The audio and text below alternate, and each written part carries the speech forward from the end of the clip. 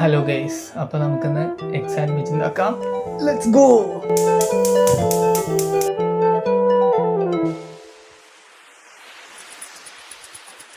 வளையோசை கல கல கலவென கவிதைகள் படிக்குது, குழு குழு தென்றல் காற்றும் வீசுது.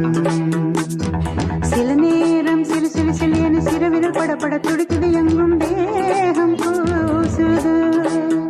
சின்ன பெண் பெண்ணல்ல வண்ண பூந்தோட்டம், கொட்டட்டும் மேளம் தான் அன்று காதல் தேரோட்டம். வளையோசை கல கல கலவென கவிதைகள் படிக்குது, குழு குழு தென்றல் காற்றும் வீசுது.